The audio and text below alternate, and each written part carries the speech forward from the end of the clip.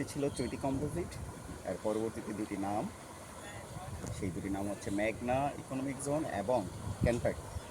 এটা দিন দিন সোনারগাঁয়ের যেই প্রাকৃতিক সৌন্দর্য আছে সেটাকে গিলে খাচ্ছে, পাশাপাশি দূষিত বর্জ্যের মাধ্যমে এই সোনারগাঁবাসীকে বিভিন্নভাবে বিভিন্ন শ্বাসকষ্ট থেকে শুরু করে প্রায় 30টি গ্রামের মানুষকে জনজীবন একেবারে বিপর্যস্ত করে ফেলেছে এবং তারা এই সোনারগাঁকে এক কথা হচ্ছে দূষিত করে ফেলতেছে। এই সোনারগাঁওবাসীর দাবি অতি দ্রুত এই যে এরকম কিছু পানি নিষ্কাশন, ওদের যে ইটিপি প্ল্যান্ট আছে সেটা তো ব্যবহার করেই না, প্রতিনিয়ত এই বর্জ্যগুলো এইভাবে খালের মধ্যে ফেলে তারা এই পরিবেশটাকে বিপর্যস্ত করে দিচ্ছে। সোনারগাঁওবাসীর দাবি হচ্ছে অতি দ্রুত তাদের এই অন্যায় যেই কাজটি করতেছে তারা সেই কাজের একটা শাস্তি হোক এবং সুষ্ঠুভাবে ইটিপি প্ল্যান্ট ব্যবহার নিশ্চিত হোক।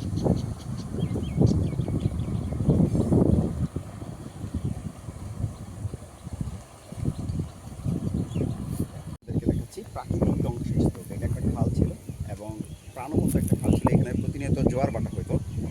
মেঘনা ইকোনমিক জোন, চৈতি এবং কেনটাকি, এই তিনটি শিল্পের, এই তিনটি ইকোনমিক জোনের বা চৈতির বর্জ্য, কেনটাকির বর্জ্য ফেলে, বিষাক্ত বর্জ্য ফেলে এই খালটিকে মেরে ফেলা হচ্ছে।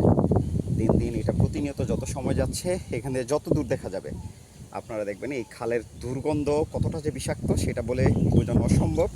পাশাপাশি এই এলাকায় দেখবেন ক্ষেত খামার পুরোটাই ধ্বংস, এখানে কোনো ধরনের ফল হয় না, এই শুধু এই বর্জ্য, বিষাক্ত বর্জ্যের কারণে, চৈতি, কেনটাকি এবং মেঘনা ইকোনমিক জোনের বর্জ্যের কারণে এই এলাকাবাসী দীর্ঘদিন যাবৎ, এই যে খাল যত দূর যায় আপনাদেরকে দীর্ঘদিন যাবৎ এই বর্জ্যের বিরুদ্ধে বা এই আপনার কেনটাকি এবং চৈতি এবং ইকোনমিক জোনের বিরুদ্ধে তারা বিভিন্ন দাবি দাওয়া করে আসছে যাতে এটা বন্ধ হয়, কিন্তু এটা তারা কোনোভাবেই সফল হচ্ছে না এবং এই প্রাকৃতিক সৌন্দর্য পুনরুদ্ধার করতে পারছে না।